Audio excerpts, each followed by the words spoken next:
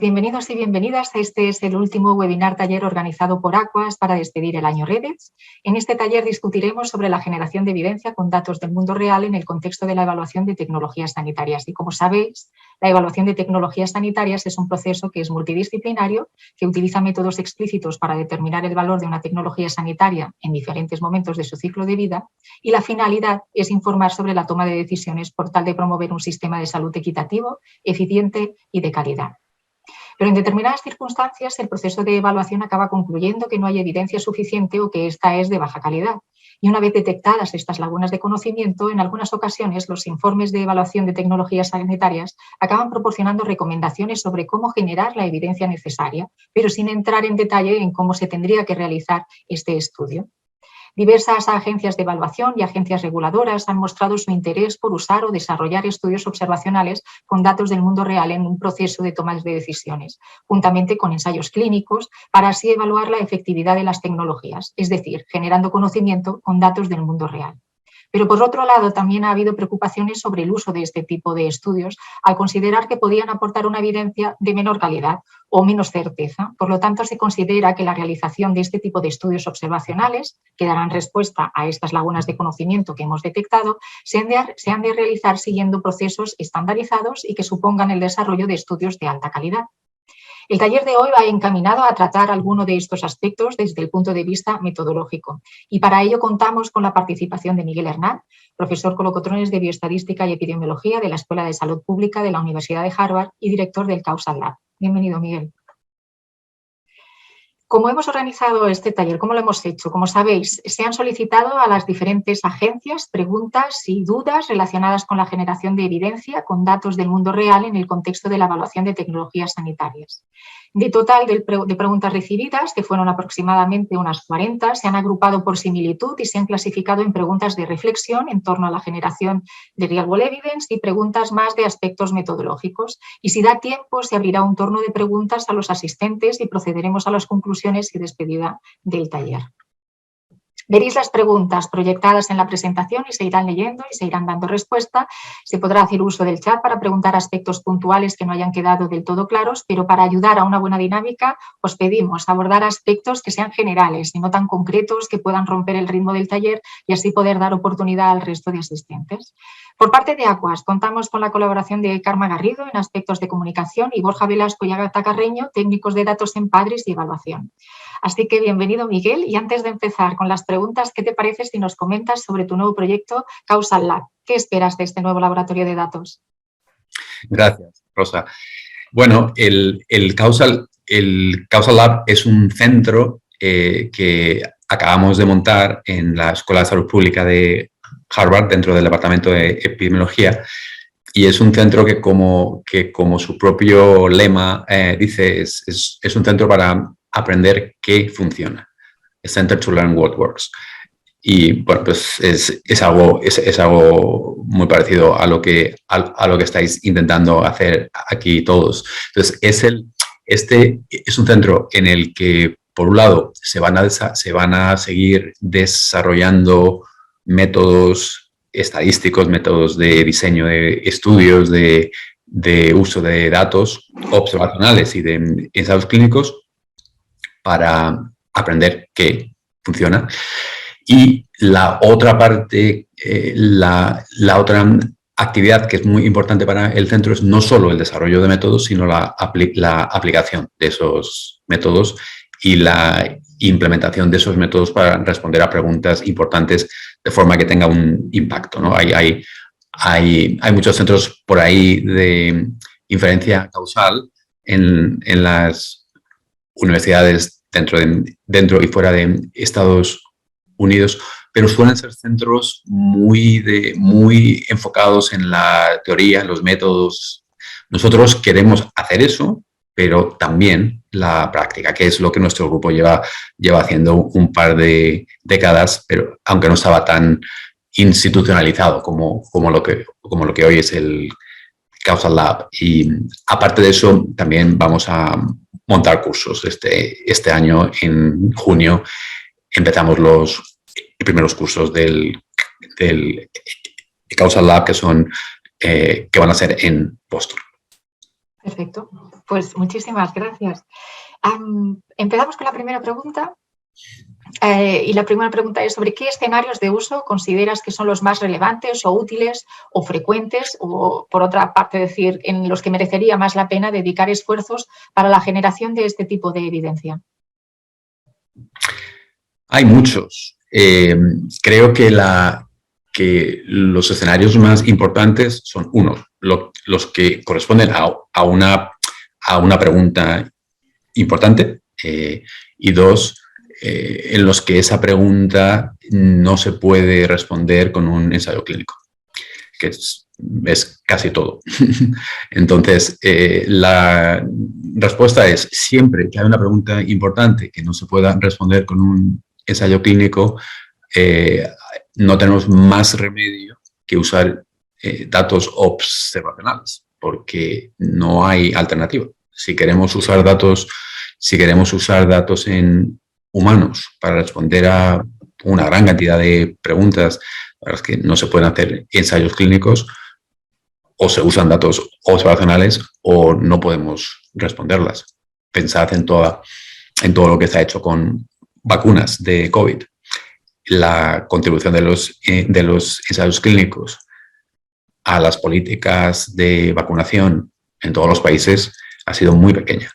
Casi todas las decisiones, excepto la decisión inicial de comenzar la campaña de vacunación, excepto esa decisión, prácticamente todas las decisiones que se han tomado después han estado basadas en estudios observacionales. Es decir, una vez en el mercado, ¿no? Es cuando se considera que para estudiar otros escenarios de efectividad o para comprobar incluso esa efectividad o generar esa evidencia que no se ha podido realizar en estadios previos del desarrollo de la tecnología, sería cuando sería adecuado comenzar este tipo de estudios. Claro, antes no se puede porque no existen los datos observacionales hasta que no sale al mercado. En cuanto está en el mercado, hay veces que se pueden hacer ensayos clínicos. Lo que suele ocurrir es que esos ensayos clínicos no se hacen, por ejemplo, porque no se hacen, bueno, esto no hace falta que lo explique a este grupo, ¿no? Pero unos no se hacen porque son muy caros o porque son muy largos o porque no serían éticos, otros no se hacen porque no hay incentivos para hacerlos. Pensad en lo que ha pasado con las vacunas, vuelvo a ese tema. Las vacunas empiezan a comercializarse en diciembre de 2020, que en un tiempo récord. Nunca en la historia se ha dado una situación en que se identifique un virus en enero de un año y en diciembre de ese mismo año estén ya las vacunas, una hazaña por parte de la industria farmacéutica, pero un año y pico después, por ejemplo, no se ha hecho nunca un ensayo clínico que nos diga qué vacuna es mejor que la otra. Y eso después de que nos estamos gastando miles de millones de dinero de los contribuyentes. Ese ensayo clínico no se ha hecho y no se va a hacer porque no existen los incentivos en el sistema y a menos que lo paguen los gobiernos, que son los que pagan las vacunas, nunca se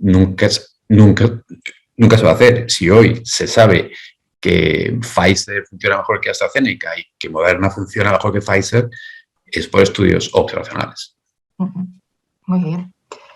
Pues vamos a pasar a la siguiente pregunta.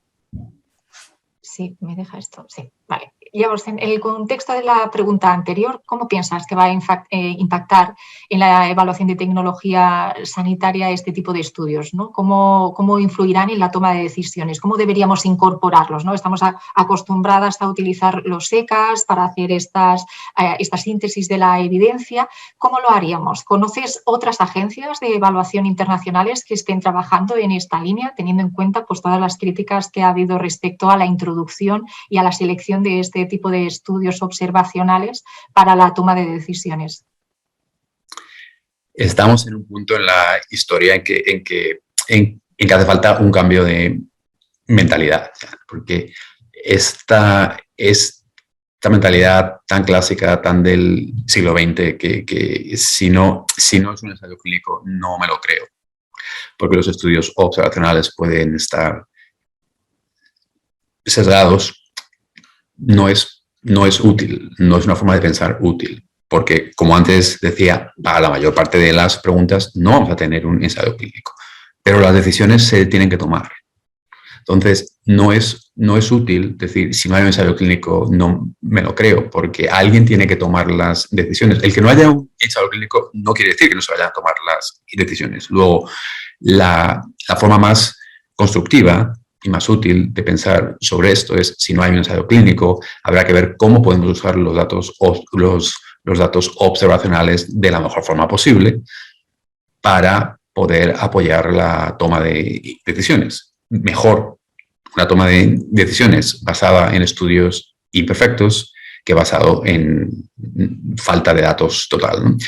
Luego, yo creo que durante la próxima década vamos a ver una mayor utilización de datos observacionales para la toma de decisiones. Y esto que estoy diciendo no es algo revolucionario o incluso controvertido, si pensáis en cómo se han tomado las decisiones. Vuelvo al ejemplo de antes, cómo se han tomado las decisiones sobre toda la campaña de vacunación, a qué grupos se vacuna, a qué grupos no se vacuna, cómo se tenía en cuenta la relación riesgo-beneficio, si se daba booster o no, si se daba una tercera dosis o no se daba una tercera dosis. Ahora, si se da una cuarta dosis o no se da una cuarta dosis, todas esas decisiones, absolutamente todas, se han basado en estudios observacionales, porque un ensayo clínico, que en el caso de la vacuna de Pfizer eran 18.000 personas y en los otros son así parecidos, no puede contestar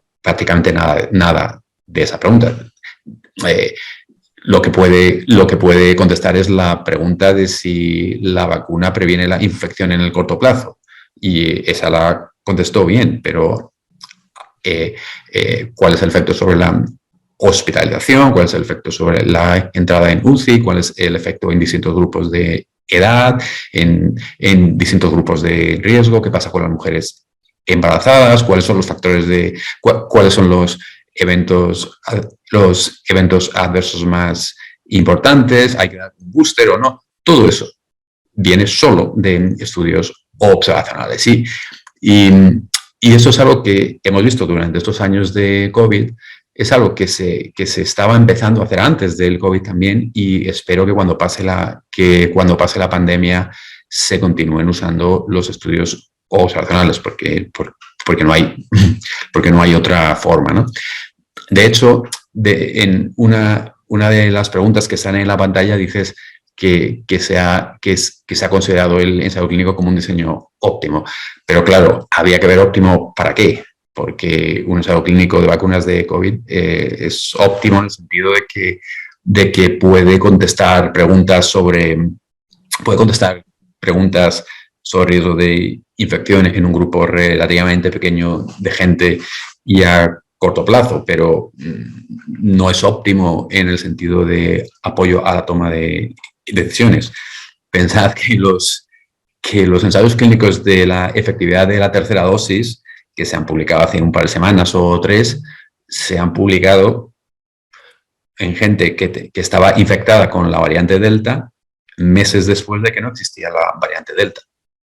Mientras que los estudios observacionales, por ejemplo, el que nosotros hicimos en Israel, que apareció en septiembre o en octubre, fue en medio de la ola Delta y a tiempo para que los gobiernos pudieran tomar una decisión sobre si se daba la tercera dosis a todos los grupos de edad o no. Entonces, desde ese punto de vista de apoyo a la toma de decisiones, no está claro que el ensayo clínico sea el diseño óptimo porque llega tarde. Es cierto que no todas las decisiones son urgentes, pero cuando hay una emergencia de salud pública es un diseño bastante mal adaptado al proceso de toma de decisiones. Y en cuanto a otras agencias que estén trabajando en ese tema, bueno, está pasando poco a poco en las agencias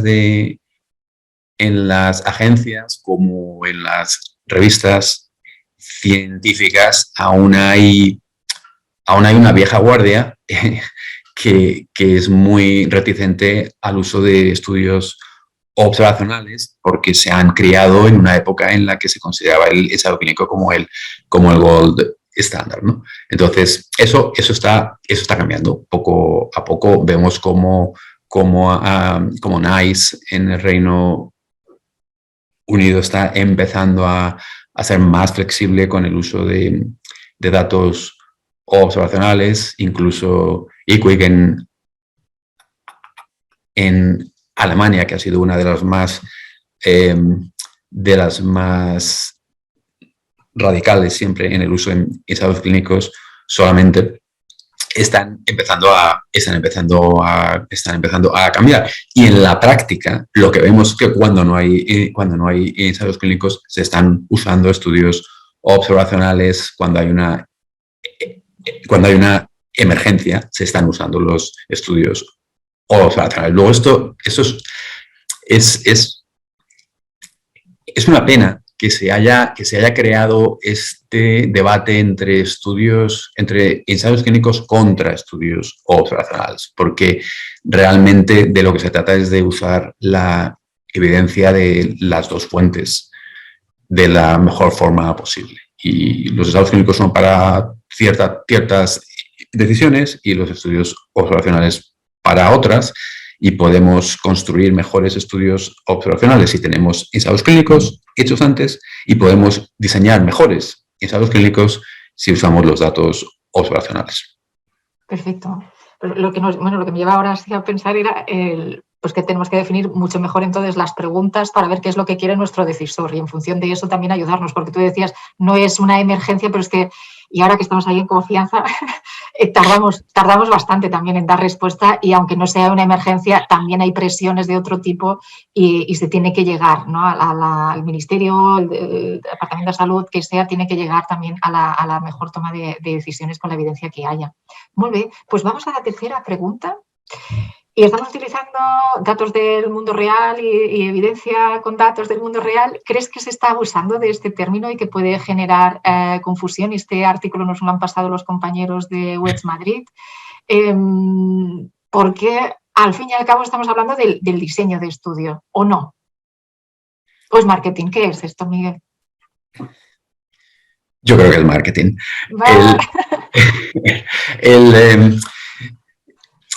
Algo por lo que se han caracterizado los metodólogos en salud, los epidemiólogos, los bioestadísticos, algo por lo que se han caracterizado siempre es porque no han sido muy buenos haciendo marketing y poniendo nombres así como muy sexy a las cosas. En el otro extremo están los computer scientists, que son los que saben poner los nombres que luego todo el mundo dice deep learning, wow, o sea, todos esos nombres así que son tan chulos. Pero claro, decir, mira, yo estoy haciendo inferencia causal a partir de datos observacionales, suena muy aburrido. Y el término de evidencia del mundo real es un término que realmente aparece fundamentalmente y si no aparece, ha sido muy alentado por la industria. Y de ahí se pasa a la FDA y a otros grupos, pero puesto que estudio observacional tiene una connotación negativa, que es un estudio, es peor que un ensayo clínico, es lo que hace la gente que no tiene un ensayo clínico, pues le cambias el nombre y dice, vamos a hacer estudios basados en datos reales, en datos del mundo real, que es un poco también como si todo lo otro fuera de un mundo mágico, ¿no? Pero entonces eso hace que se entre en una nueva forma de llamar a las cosas que lo hace más aceptable para gente que ya tiene unas asociaciones mentales no muy buenas hacia estudios observacionales.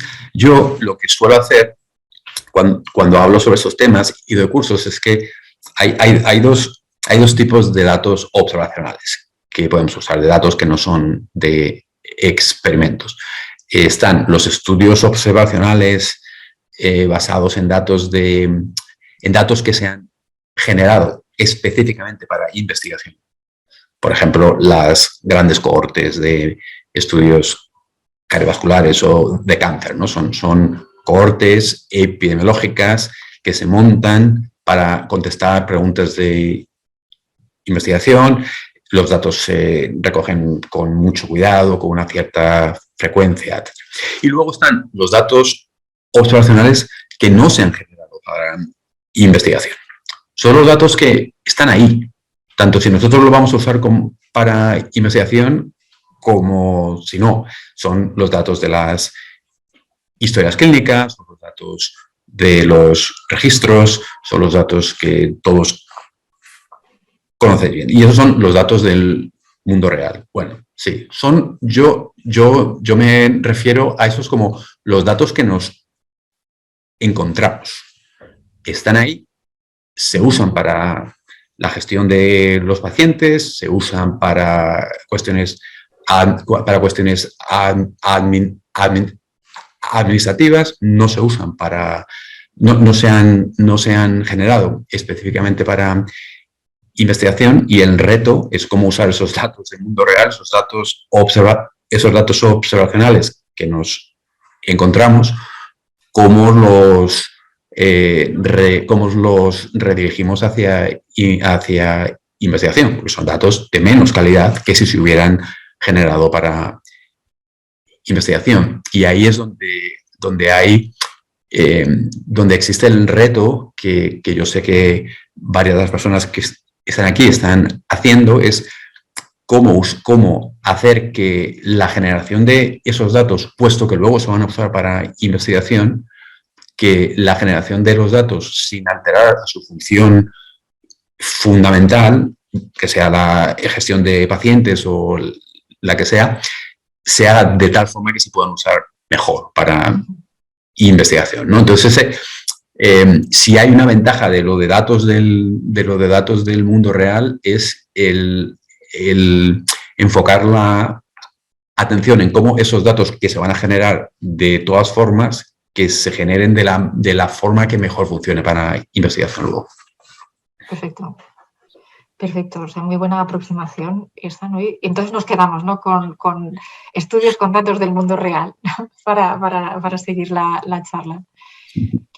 Pues esto, ¿no? Los estudios con datos del mundo real, hemos comentado, pueden llegar a aportar evidencia de calidad similar a los ensayos clínicos, y como pieza de evidencia, ¿son todos iguales o podría definirse una jerarquía para nuestro uso en evaluación de tecnologías sanitarias, ¿no?, según tipo de diseño, aproximación analítica para control del sesgo? ¿Cuál sería aquel que diríamos, este es el ensayo que podemos utilizar, no vale cualquier estudio observacional, sino que es este tipo de estudio con datos del mundo real el que podemos equiparar en el caso de que no hubiese ensayos clínicos?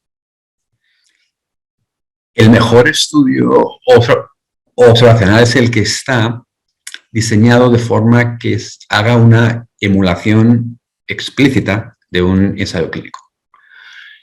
Es decir, si uno tiene una pregunta causal que se va a usar para el apoyo a la toma de decisiones, la pregunta causal siempre se puede plantear en términos de un ensayo clínico. Si tenemos una pregunta que no se puede plantear en términos de un ensayo clínico, lo más probable es que no sea una pregunta causal o que no tenemos una idea clara de lo que estamos preguntando. Otro tema es que ese ensayo clínico se puede hacer. Es decir, uno podría plantear una pregunta causal que se podría contestar con un ensayo clínico con 1 millón de personas en cada grupo, en el que se les sigue durante 15 o 20 años, y eso, bueno, eso no se va a poder hacer en la práctica, pero de forma conceptual, una pregunta causal se puede plantear en términos de un ensayo clínico. Ese ensayo clínico es el ensayo diana, es lo que es la pregunta que queremos contestar. Pero como no podemos hacer el ensayo Diana, lo segundo mejor que podemos hacer es usar los datos del mundo real para emular el ensayo Diana. Y lo que hemos visto en estos últimos años, y nuestro grupo ha estado muy activo en ese tema, es hemos buscado ejemplos en los que los estudios observacionales dieron la respuesta incorrecta a una pregunta causal. Por ejemplo, en el caso de los estudios observacionales que dijeron que parecían decir que la terapia hormonal sustitutoria bajaba el riesgo de enfermedad coronaria cuando lo aumentaba en los ensayos clínicos, o los estudios observacionales que parecían decir que las estatinas bajan el riesgo de cáncer cuando no lo bajan, y otros ejemplos.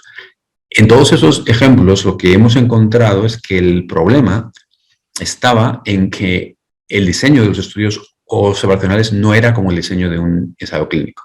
Es decir, no se asignaba a la gente a un grupo de tratamiento en un punto cero, que es el principio del seguimiento, y luego se les sigue. O sea, no se analizaban los datos como si hubieran analizado un ensayo clínico.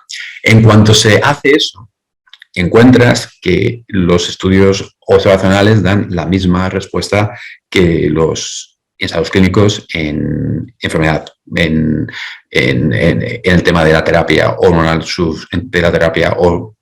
sustitutoria, de las estatinas y el cáncer, de terapia antirretroviral en gente con VIH, etcétera, etcétera, etcétera. Entonces, lo que no podemos hacer son estudios observacionales que dicen, bueno, pues voy a poner a todo el mundo y lo voy a dividir en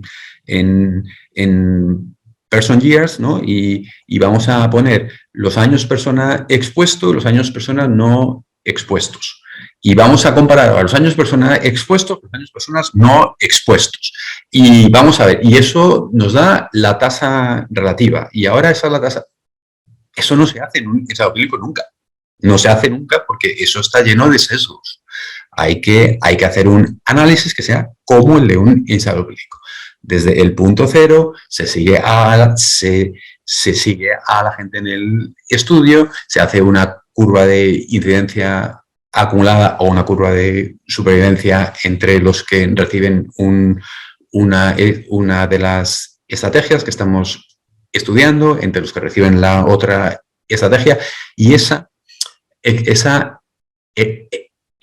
emulación explícita del ensayo Diana es la mejor forma de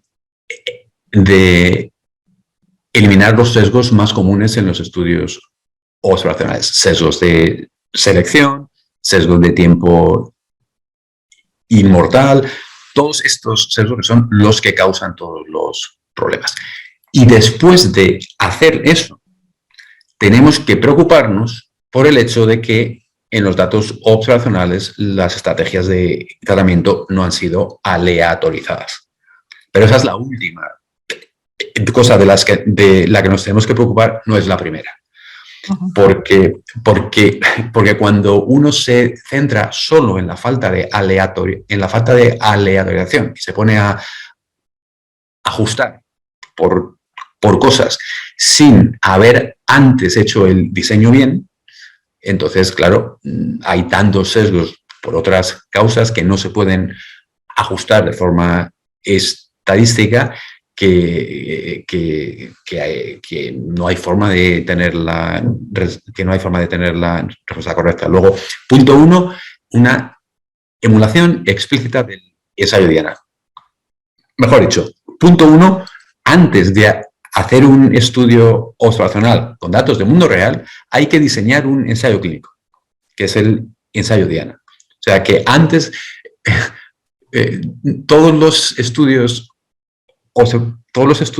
observacionales para inferencia causal tienen como primer paso, el diseño de un ensayo clínico.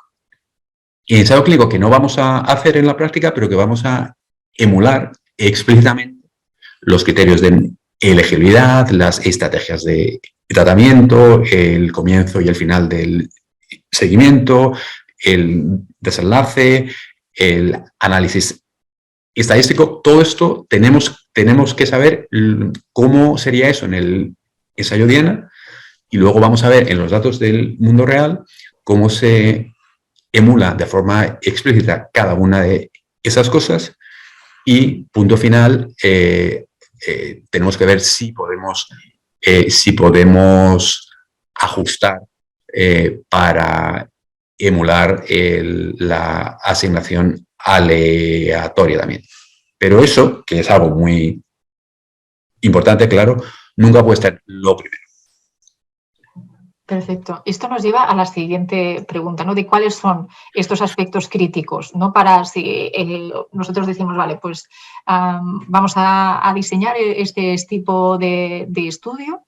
Lo que nos has comentado, ¿no? Es diseñar el ensayo Diana, hacer esa emulación explícita y, por último, ajustar. ¿Qué es lo que se acostumbra a hacer? Vamos a ajustar y luego, pues, a ver lo que sale. No, o sea, estos serían los puntos críticos, ¿no? ¿Qué otros factores críticos también consideras a la hora de plantearse este tipo de estudios? El más importante es la calidad de los datos, claro.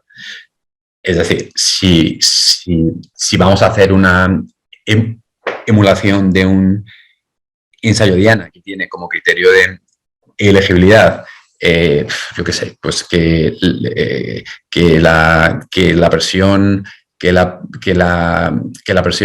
arterial sistólica sea menor de 120, y en nuestros datos observacionales no tenemos información sobre presión arterial, pues lógicamente no vamos a poder emular esa Diana y vamos a tener que buscar en otras formas. Entonces, si hay datos, pero son de muy mala calidad, es algo que nos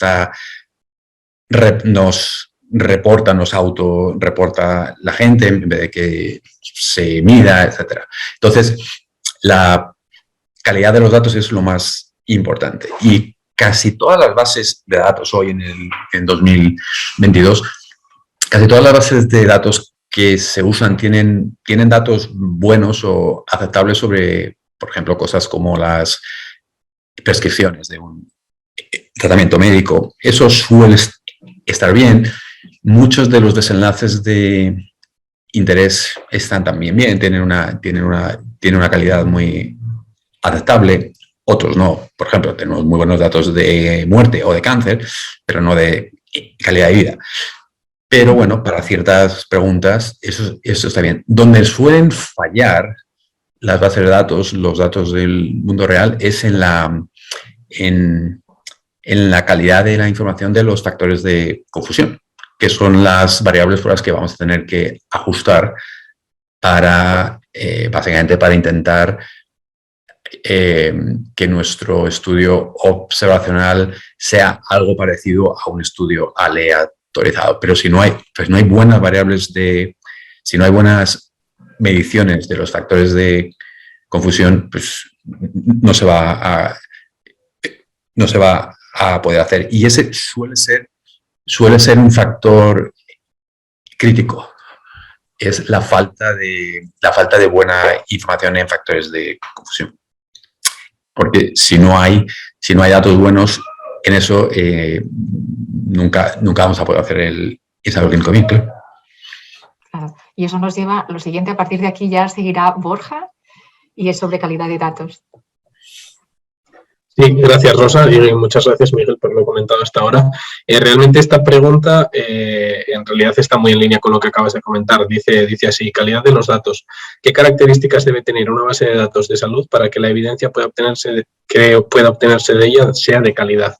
No sé si quieres comentar alguna cosa más, pero está muy en línea con lo que estabas diciendo hasta ahora. Sí, eso es lo que decía antes. Una base de datos en la que se pueden identificar los criterios de elegibilidad del ensayo Diana, donde hay buena información en las estrategias de tratamiento que queremos comparar y en los desenlaces y en los factores de confusión. Y esto todo durante el tiempo.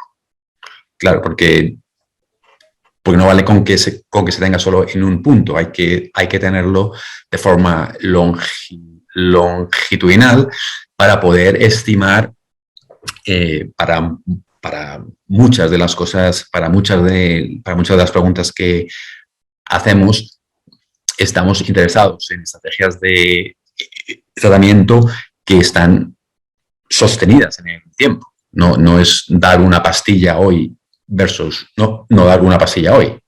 Es dar una pastilla hoy y la sigues dando durante 4 o 5 años.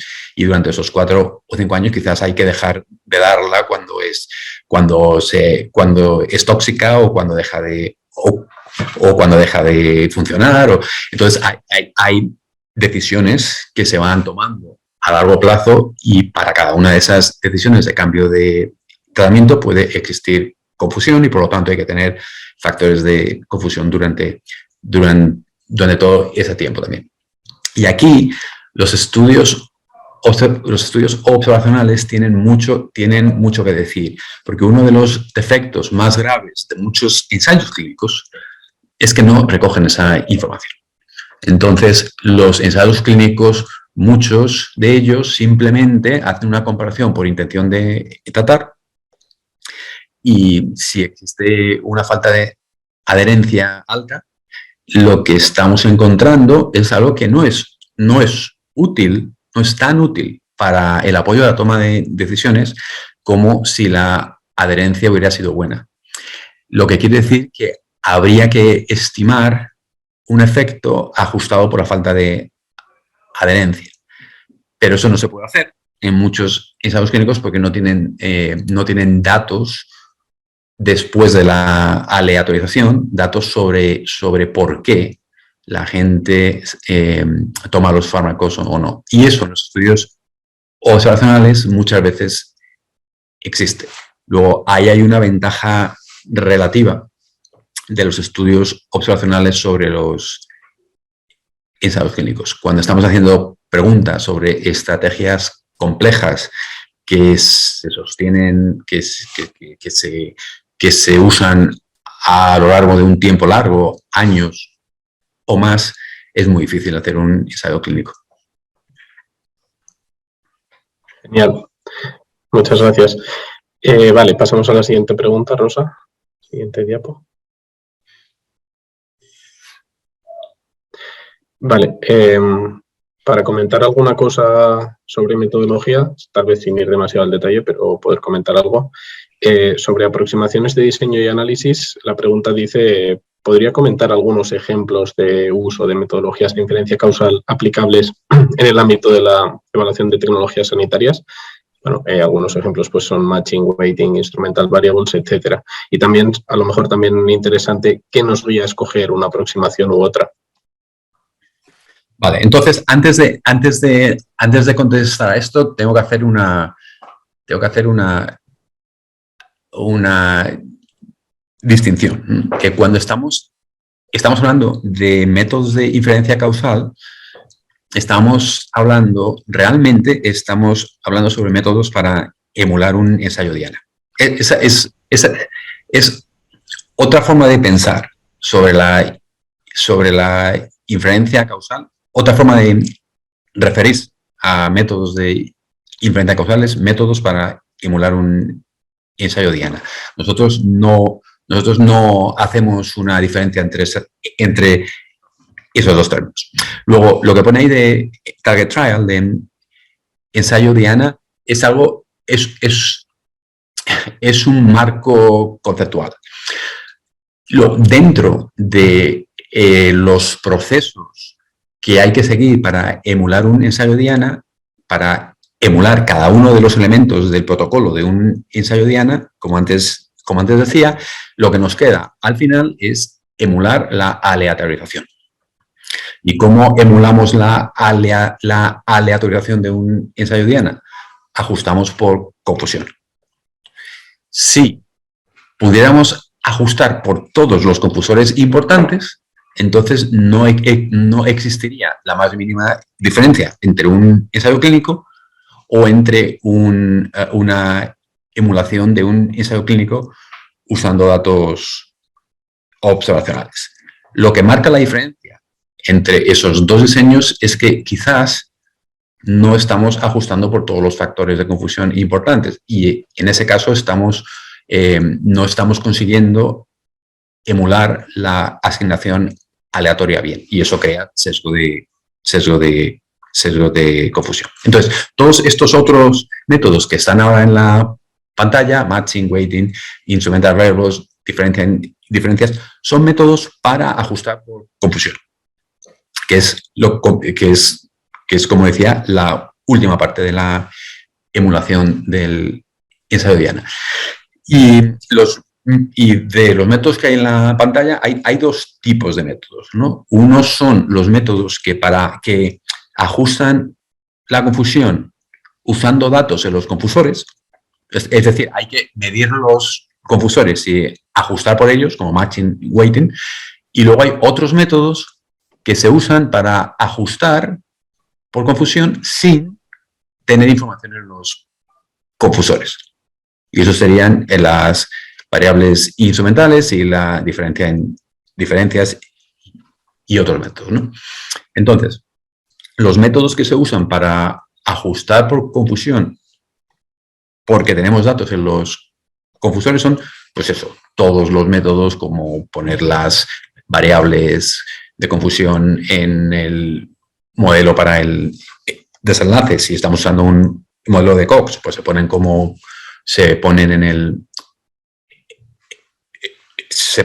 dentro del modelo de Cox o se usan para estimar un propensity score y luego se hace matching, o se usan para estimar pesos y luego se hace una ponderación por el inverso de la probabilidad. Todos esos métodos, cuando tenemos un tratamiento que no cambia en el tiempo, es decir, que solo estamos interesados en si recibes el tratamiento en el momento basal o si no, esos métodos todos valen, todos funcionan bien y todos van a dar la respuesta correcta siempre y cuando haya muchos datos y buena información en los factores de confusión. El que se escoja uno u otro método suele ser una cuestión, pues, de gusto personal. Hay gente que dice, no, yo hago propensity score matching. Muy bien. Otro dice, no, yo hago inverse probability weighting. Pues bien también. Todo funciona. No hay grandes ventajas entre unos métodos y otros cuando hay muchos datos. La cuestión es que cuando tenemos un tratamiento que no cambia, que cambia en el tiempo porque estamos intentando estimar el efecto de una estrategia sostenida a lo largo del tiempo, entonces la mayoría de estos métodos no se pueden usar. No se pueden usar porque estos métodos no están listos para tratamientos que cambian en el tiempo. Son solo para... Por ejemplo, uno puede hacer matching una vez, pero no puede continuar haciendo matching cada mes cuando cambia el tratamiento. O puede poner las variables confusoras en el punto basal en su modelo de Cox. Pero si pone las variables confusoras a lo largo del tiempo, eso crea sesgo. Luego no se puede hacer porque se estarían poniendo en el modelo de Cox variables que es posible que estén afectadas ellas mismas por el tratamiento que la persona ha recibido antes. Entonces, cuando uno tiene un tratamiento que cambia en el tiempo, solo hay 3 métodos que se pueden usar para ajustar por la confusión, para ajustar por los confusores que cambian en el tiempo. Ahora también, y esos 3 métodos son la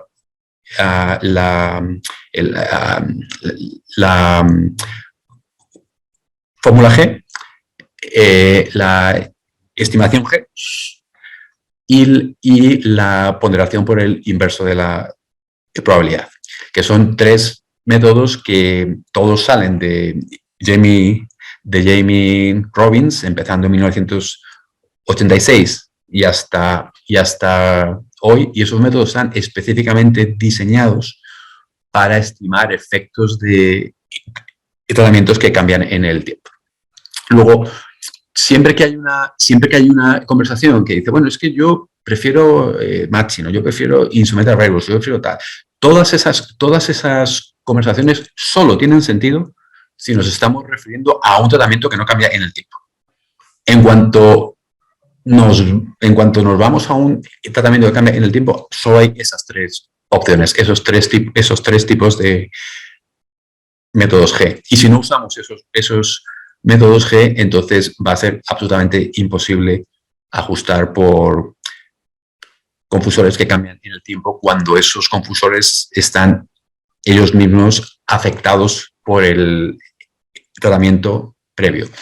Y esto ha sido la causa, bueno, durante tiempo esto fue la causa de que muchos estudios observacionales no pudieran estimar de forma correcta efectos, que no era ni porque la calidad de los datos fuera mala, ni porque faltaran datos en factores de confusión, sino porque no estaban usando los métodos de ajuste correctos. Y estos mismos métodos son los que hay que usar en el análisis de ensayos clínicos que ajustan por la falta de adherencia durante el seguimiento. De acuerdo, muchas gracias.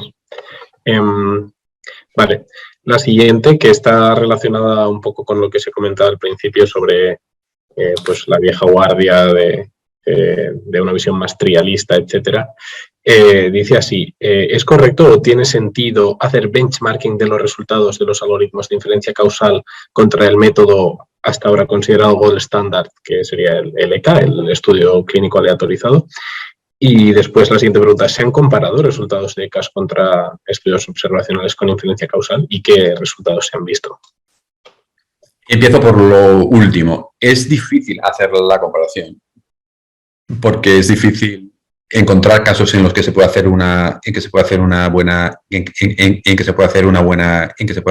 comparación. Pero sí, hay muchos casos y hay muchas comparaciones, y yo siempre que me hacen esta pregunta, reto a la gente a que me diga algún ejemplo en que los estudios observacionales hechos bien, los que hacen una emulación explícita de un ensayo Diana y tienen buenos datos en factores de confusión, les reto a que me digan un ejemplo en que han dado un resultado que no es compatible con el de un ensayo clínico. Porque realmente hay muy pocos ejemplos en que los estudios observacionales hayan dado datos que no son compatibles con los de un ensayo clínico, a pesar de la mala fama que tiene. Pero vuelvo a tu primera pregunta.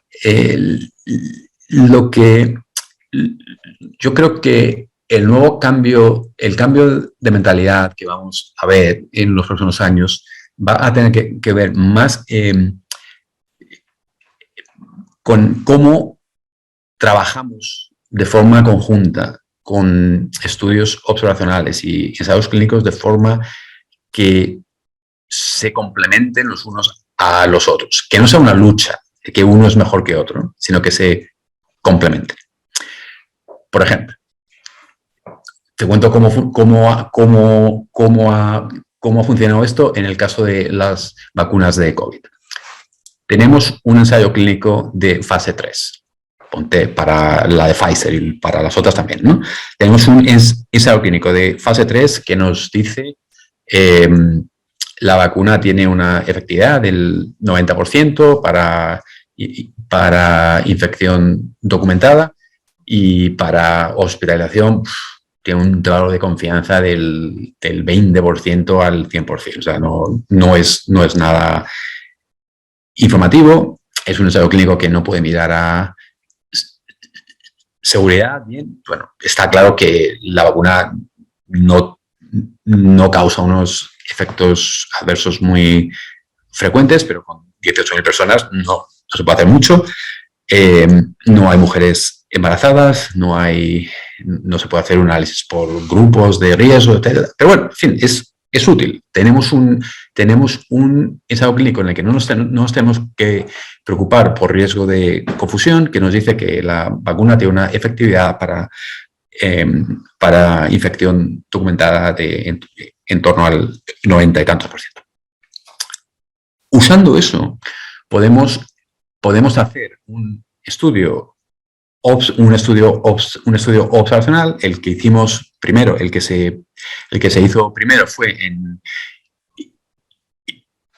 en Israel con la vacuna de Pfizer en febrero de 2021, y ese estudio usa el ensayo clínico que ya se ha publicado en fase 3 para probar que los datos de efectividad para infección documentada en el estudio observacional son los mismos que en el ensayo clínico.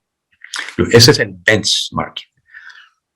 Lo que se hace primero es que se prueba que lo que ha encontrado el ensayo clínico se puede replicar en el estudio observacional, y ya con esa base sólida se pueden empezar a extender los resultados del ensayo clínico. Pues eso, mirar a la efectividad para desenlaces más graves y por tanto más raros, mirar por grupos de edad o por grupos de comorbilidades, mirar a mujeres embarazadas, mirar los efectos adversos. Entonces, usamos el benchmarking para dar confianza en los resultados del estudio observacional y luego se extiende. Y luego hay casos en que es al contrario. Primero tenemos el estudio observacional y luego tenemos los ensayos clínicos. Por ejemplo, en el caso de COVID también los estudios observacionales de tocilizumab aparecieron en el verano de 2020, y uno que hicimos con datos de las UCIs de 60 o 70 hospitales en Estados Unidos, ese estudio encontró, haciendo una emulación explícita de un ensayo Diana, encontró que el tocilizumab bajaba el riesgo de muerte de forma bastante importante en pacientes en la UCI. Los ensayos clínicos, durante los siguientes 6-8 meses, se fueron publicando y confirmaron ese resultado. Algo muy parecido pasó con los estudios observacionales de plasma. Algo muy parecido pasó con donde no se encontró un efecto. Con los estudios observacionales de anticoagulantes, donde luego se demostró en los ensayos clínicos que no existía un efecto también. Y hay muchos ejemplos de estos en que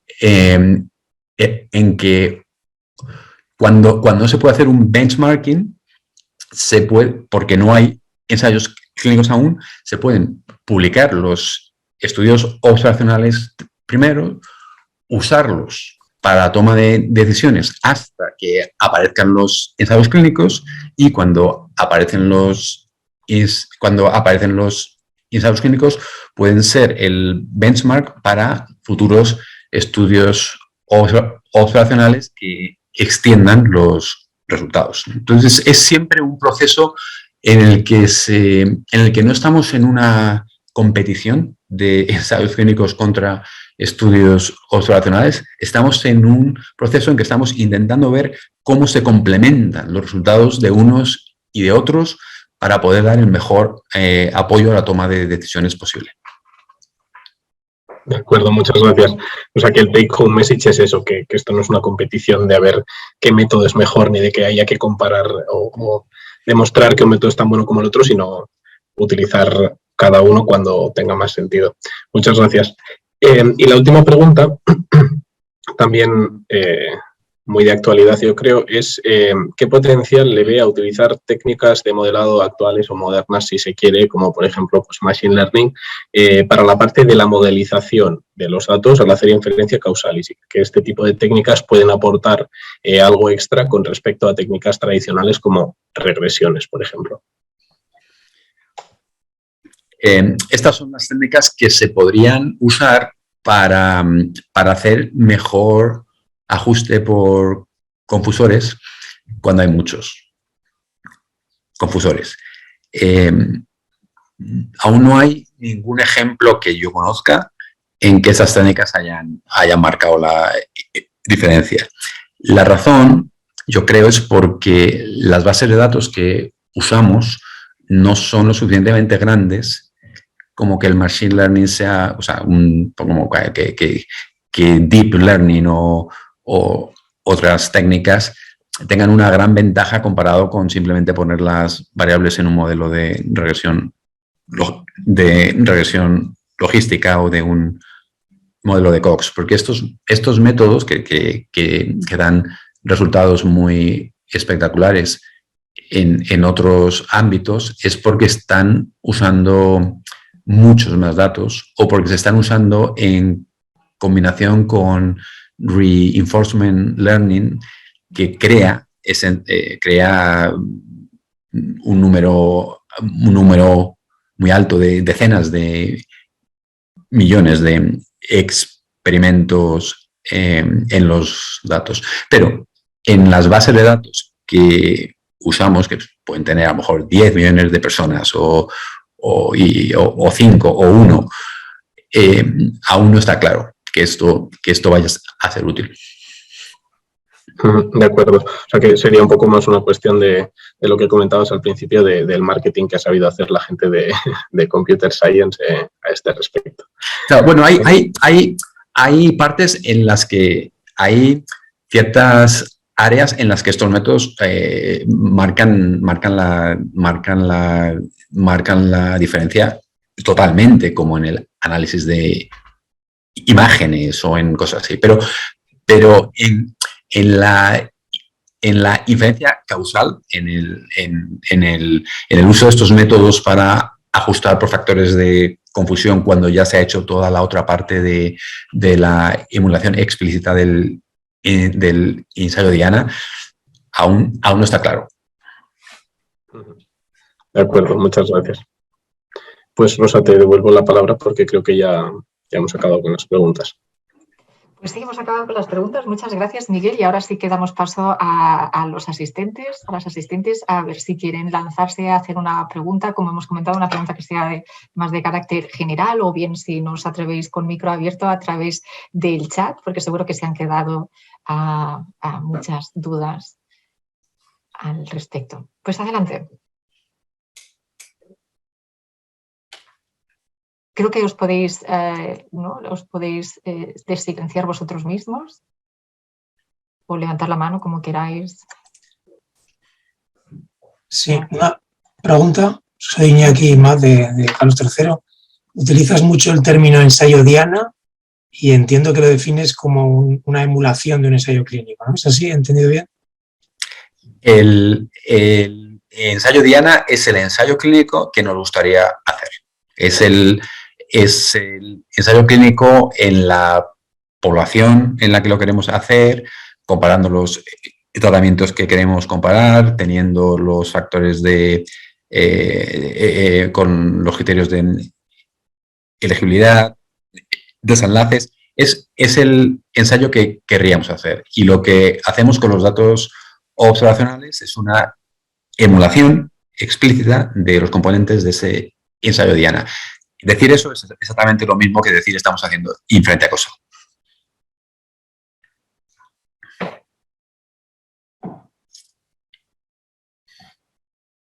Rosa, creo que estás silenciada. Disculpa, gracias. ¿Alguien más que tenga? Sandra, por favor. Porque IACS, los compañeros de IACS son quienes lideran, ¿no? este marco metodológico que vamos a utilizar y que vamos a compartir las agencias y en el que vamos a contribuir. Y estaba esperando a ver si IACS tenía una pregunta. Miguel, te digo, mañana tenemos la reunión del grupo de trabajo y vamos a utilizar mucha semilla de la que has sembrado hoy. Te venimos leyendo, ¿vale? Con mucho interés y siguiendo pues un poco las evoluciones que hay. A ver, me encanta tu planteamiento de seamos realistas, lo que tenemos que hacer para hacer inferencia causales y podemos simular la lógica de un ensayo clínico con la misma formalidad y cuando podamos se puede contestar esa pregunta, cuando no se podamos, pues no se puede y entonces hagamos otro tipo de cosas, pero no inferencia causal. Está como take home, yo para todo el grupo, por favor, acordaos, ¿vale? Y no hay diferencias de calidad si somos capaces de poner en marcha esto. No, pero otra de las cosas que me interesaba mucho de lo que planteabas es el tema del volumen de casos que tenemos, o sea, del volumen de individuos que tenemos en las bases de datos que normalmente utilizamos. Y yo estoy segura que tú estás al tanto perfectamente de que hay ahora mismo en marcha, además con un montón de inversión, tanto la construcción del espacio europeo de datos para ver cómo nos federamos entre todos los países europeos y luego cada uno en su casa, y en España pues nos sucede lo mismo, estamos en construcción del espacio nacional de datos. Eso quiere decir que podríamos tener pues eso, volúmenes de individuos, de poblaciones susceptibles de ser modelizadas, pues en el caso de España 40 y tantos millones, ¿no? Porque descontemos algo si queremos los que no estén en el sistema público, pero ya sabes que en nuestro caso es muy poca gente. Y luego en el ámbito europeo, pues efectivamente también, en fin, un volumen sustancial, que creo que puede disparar muchísimo las posibilidades, estas tan sexy, decías tú en el término anglosajón, chula en español, tan chulas que no hace más que proponernos los computer scientists, ¿no? Que están, en fin, todo el día predicando sobre esta base. Entonces, lo que nos está pasando es que estamos interaccionando en estos dos procesos de construcción mucho, muy intensamente con esta gente y también con la industria, ¿vale? Y con sus expectativas y su lógica. Entonces, te planteo una cosa de construcción de esos espacios, ¿vale? Bueno, pues hay estándares internacionales, ¿no? Para coger todos los datos y reutilizarlos y tal, usemos los OMOP, usemos, ¿vale? Con todas sus variables. No me voy a meter en las technicalities porque me matarán. Pero a lo que voy es, está siendo infinitamente divertida por controvertida la conversación con los supercomputers, ¿vale? Los supercomputadores, que además, claro, como hay infraestructuras de este orden, es la interlocución, que dicen, joder, pues lo metes todo en un modelo de datos, ¿no? Y pones todo en esa disposición y ya le puedes preguntar lo que quieras, ¿no? Entonces, nuestro argumento como hacemos la parte de nosotros que somos los de sanidad, por entendernos, ¿no? Los de salud, y tratamos de contestar desde la epidemiología clínica o desde la epidemiología este tipo de preguntas. ¿Qué es? No, es que el modelo de datos lo has de construir cada vez. El modelo de datos no es un modelo de datos general, es un modelo de datos que tiene que estar muy adaptado a la pregunta que vas a responder, precisamente por todos estos factores que tú planteabas, factores de confusión, o sea, poder controlar los confusores, poder ver qué variables componiéndose entre sí te sustituye la variable que necesitabas y tal. Entonces, en este entendimiento que estamos tratando de tener con ellos es francamente complicado. Y a veces con reducciones al absurdo de, bueno, pues entonces si hay que hacer un modelo de datos para cada pregunta que tengas, esto del lago general, europeo, nacional o medio pensionista no va a ser posible. Mi pregunta es, si te has enfrentado a este tipo de discusiones, si crees que estamos exagerando con la especificidad de la pregunta y de la calidad de los datos para contestar qué preguntas, o si perseveramos. Pero vamos a perseverar porque somos cabezones, ¿vale? Pero me encantaría saber si estáis en esta misma lógica o pelea pues por ejemplo, en Estados Unidos o... ¿Cuánto tiempo tenemos para que te conteste? Lo que tú quieras. Eso es parte de lo que decía antes, ¿no? Hay gente que lleva trabajando con grandes bases de datos para hacer investigación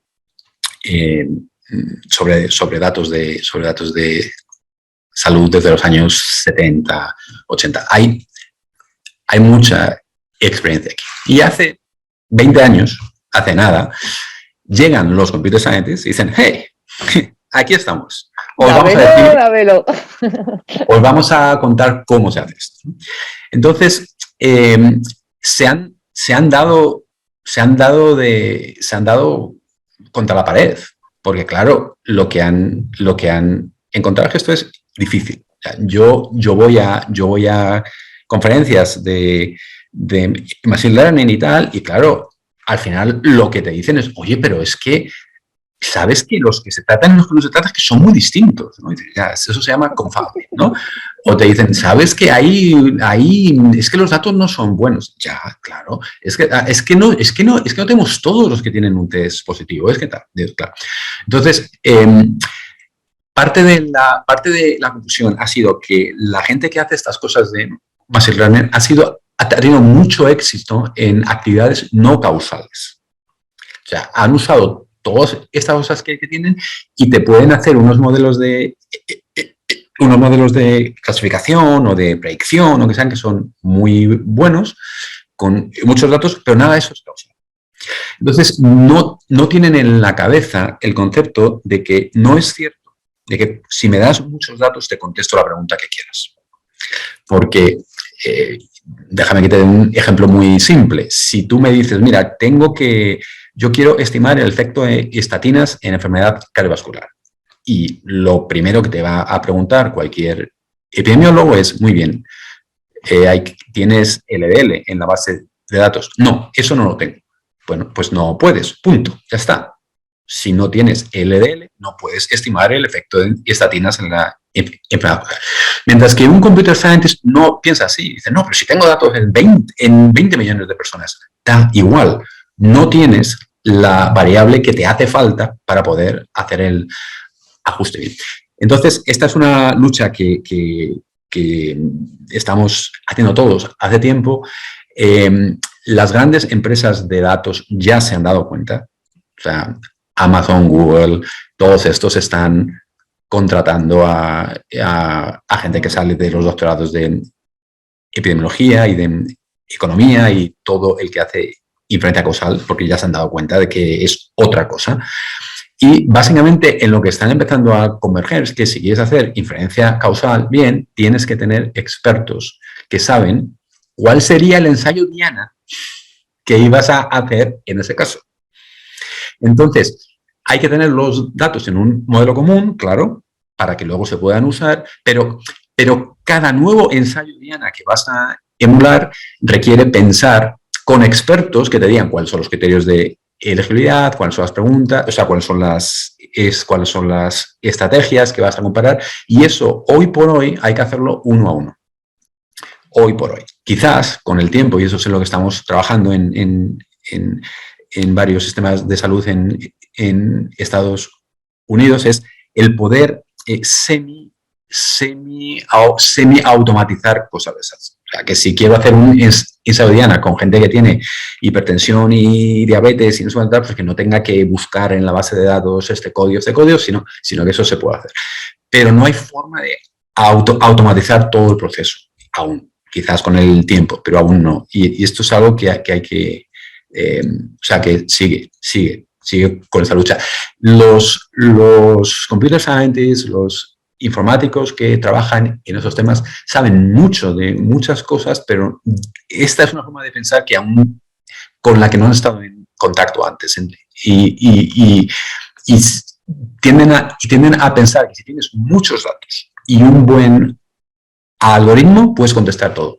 Y eso no es cierto. Eso no es así. Pero hay otra cosa más que quería decir, ahora que menciona el espacio de datos europeo y todas estas cosas que se están haciendo. Y es que España está en una situación excepcional. Y voy a decirte por qué. O sea, esto no es para presumir, es solo para darte el contexto. Yo estoy en el comité asesor del lago de datos de salud de Francia. Estoy trabajando y tengo un grupo de investigación en Suecia y desde allí estoy trabajando con los países nórdicos. Estoy en el grupo de Open Safely en Inglaterra con la gente de Oxford que usan todos sus datos de primaria y otras cosas. Te puedo asegurar que España tiene los mejores datos. Entonces, o sea, me consta, me encanta todos que lo estos digas y que países. lo digas tú, que no sea yo la que me dirijo a todos nuestros compañeros, que digo que sí, que somos, que tenemos una situación privilegiada de explotación. España tiene los mejores datos. Francia, que se está empezando a posicionar como un líder en este tema y que es porque el presidente de Francia ha creado un grupo para hacer esto. Los datos de Francia no les llegan a la suela de los zapatos a los datos de España. No hay datos de atención primaria. Los datos de hospitales que tienen son solo claims, no son en fin, y eso es Francia, pero claro, ellos lo venden como que tienen la base de datos de claims más grande del mundo, lo que es cierto. Pero claro, entonces, ¿qué pasa en España? Que llegas y primero, los datos están en 17 sitios y cada uno de una forma. Y aunque los datos de Cataluña son más buenos y son muy buenos y es más grande que Dinamarca, que tiene datos mucho peores que los de Cataluña, o que los de Madrid, o que los de Andalucía. Pero claro, es que luego dentro de cada una de las comunidades autónomas están en otros 4 o 5 sitios. Y los datos de farmacia no se juntan con los de primaria y los de hospitales. Hay muchas comunidades autónomas en que cada hospital tiene un software completamente distinto del de los otros. Y no se habla ni siquiera con su área de atención primaria. Entonces... Te doy una buena noticia, Miguel. Dime. Pues que la manera en la que se está trabajando en algunas comunidades autónomas ya hace unos pocos años, ¿no? Que es básicamente crear una capa secundaria donde se pueda unificar toda esa información. Como la trazabilidad la puedes mantener porque tienes identificador único de pacientes por la base de datos de usuarios. Entonces, crear una segunda capa donde se unifica todo eso para reutilizar, se mantiene pseudonimizado, tal, y eso es el mismo modelo que se está tratando de promover para el espacio nacional y para el espacio europeo. O sea, estructuras federadas, bueno, no me matéis, Rosa.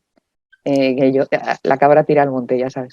Siempre acabo hablando de estas cosas, pero ya lo hablaremos. O sea, somos todas, o sea, todas las comunidades autónomas estamos trabajando igual. Y aquí creo que está Montsemoarra por aquí.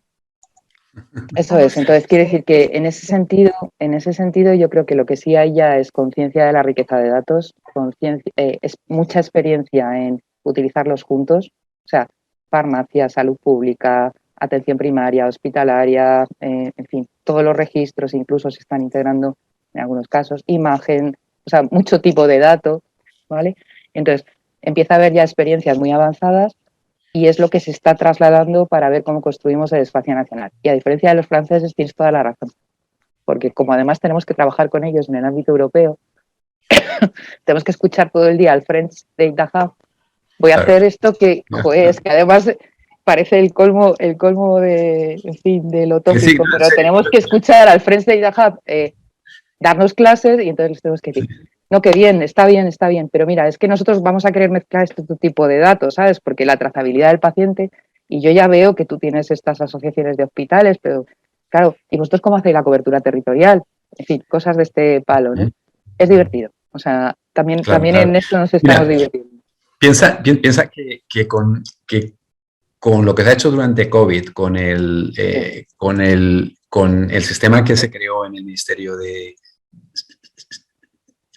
SERLAB para los test positivos de COVID, que lo diseñamos en mayo de 2020, el registro de vacunación y tarjeta, solo eso ha hecho que España fuera el primer país del mundo que evaluara la efectividad de las vacunas contra Omicron en tiempo real y de forma tal, ¿no?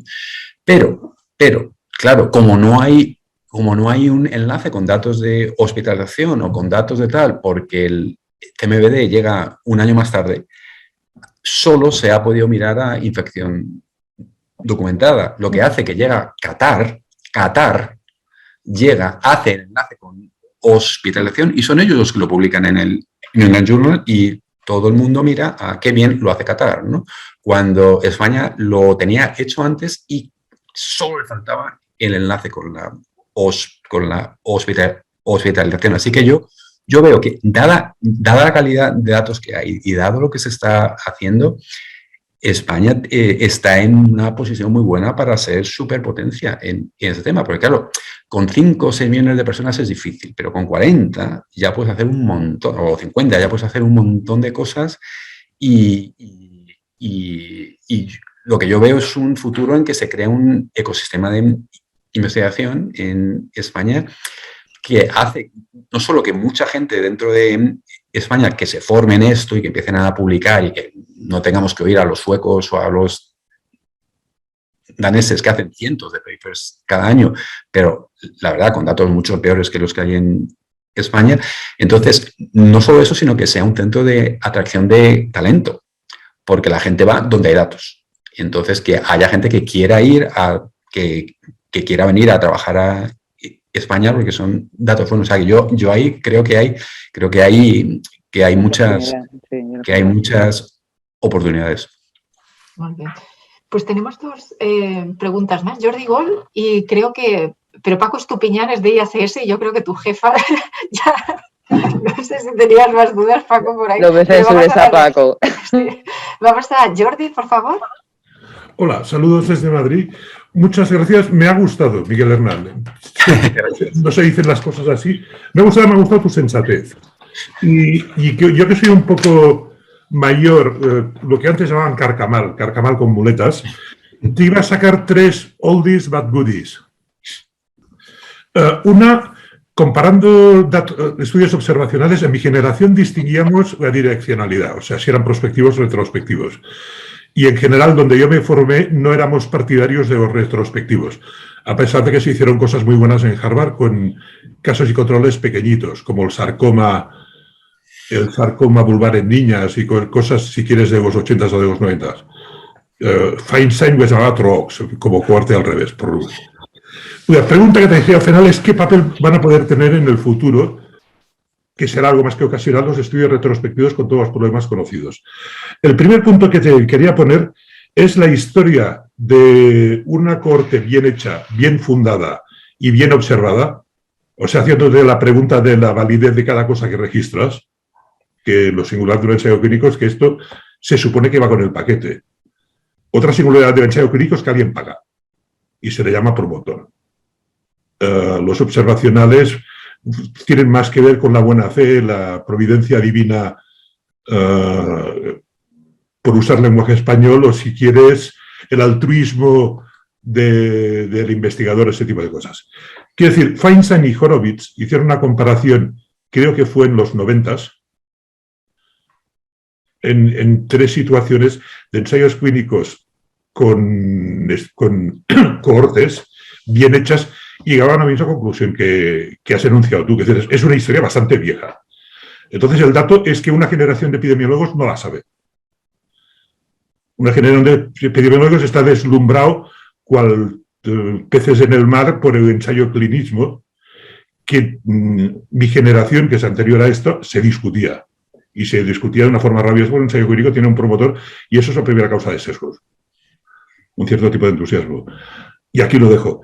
El segundo tema es una limitación estructural a los ensayos clínicos que es ética. Y es que para que sean randomizables tienen que ser éticamente aceptables. O sea que no vas a pedir grandes avances con el comparador. Si no, no es randomizable. Y esto es una pescadilla que se muerde la cola. Con lo cual, los experimentos de la vida real, y los hay, un proyecto que tengo encima de la mesa, lo que acabamos hace poco, las nuevas prótesis valvulares, que van a ser series cortas y que todo el rato están haciendo pequeños refinamientos. ¿Vale la pena hacer un ensayo clínico?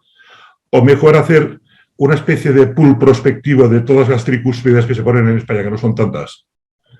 O las aórticas. Las mitrales sería otra historia. Y ir viendo qué es lo que quieren los clínicos sobre el mundo real. Pero el mundo real ya a este nivel de toma de decisiones clínicas, que además tendrá una heurística y que además ahora se esterilidad a medida y que la mitad de las cosas no las van a apuntar. Por dejación o porque no procede en el contexto del encuentro clínico. Y aquí le veo futuro. Y puestos en plan Julio Verne, y aquí estaría tú lo dices con un lenguaje mucho más comedido, lo cual procede y es correcto. El futuro con la historia clínica digital, y estamos más avanzados de lo que creemos, en el registro de datos, es una especie de Framingham total. Es decir, se va a apuntar todo y luego será alguien que lo filtre y que lo explote. Porque si entramos en la codificación, que nadie lo ha dicho, si estamos hablando del CMBD, estamos hablando de codificadores. Y los codificadores no es el top 5% del MIR, por otra parte. Por decir algo, es un dato objetivo, es decir, no es un juicio de valor. Las mejores personas no están en el top 5 de nada normalmente, en términos de calidad humana, que es una cosa que con la edad aprecias. Pero quiero decir que hay un error random. Creo que un profesor mío llamaba un error protopático, que es una forma fina de llamar grosera, tío. Entonces, Jordi, tienes dos preguntas, ¿no? Lo digo porque es que estamos en un mogollón de tiempo. Sí, Rosa, era poner estas cosas encima de la mesa. Ah, vale. Bueno, pero bueno, o sea... Inspirar un diálogo que me callo y en... Pero no es por nada, es porque si no nos cortan el segundo, está muy mal dejaros ahí en medio. O sea, es el hecho de que si vale. dónde quedan, ¿no?, los estudios, los diseños de estudio observacional que no sean este tipo de estudios que nos ha comentado Miguel. Básicamente el retrospectivo. Vale. Que va a quedar del retrospectivo. El prospectivo va a seguir, entiendo, que decir que esto no lo discutimos. Mejor o peor hecho va a seguir. Y subrayar lo que has dicho, que tenemos una oportunidad de oro. Y sí que hay una pregunta muy específica. El nivel medio de los epidemiólogos españoles es una pregunta que por educación no nos hacemos, pero la tendríamos que empezar a hacer. Bueno, se está grabando la sesión y se publicará, así que... Aquí lo digo. Durante el confinamiento es una cosa que hemos comentado por Lovagini, y que el nivel medio de los cardiólogos no se discute. Jordi, que se graba de verdad, ¿eh? O sea, se graba y se publica en la página web de Aquas, ¿vale? Así que sí. Retiro la pregunta, entonces no la contestes, por favor. Vale, pues sí.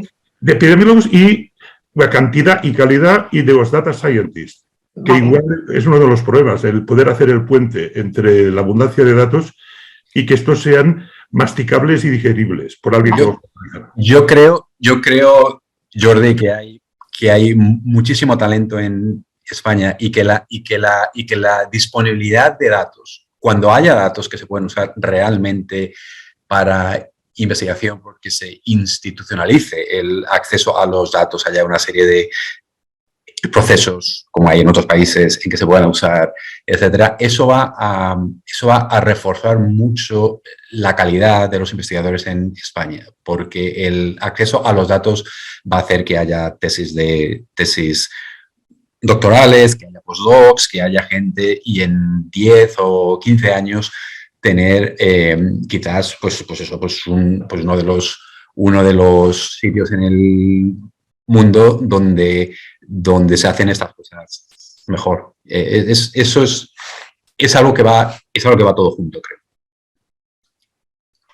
Muy bien, pues si os parece, es que ya son las 6:30 casi, y teníamos que hacer, ¿no?, las conclusiones finales. Bueno, lo acabáis de decir todos, ¿no? Son necesarios estos estudios observacionales con datos del mundo real para generar evidencia que ayude a la toma de decisiones.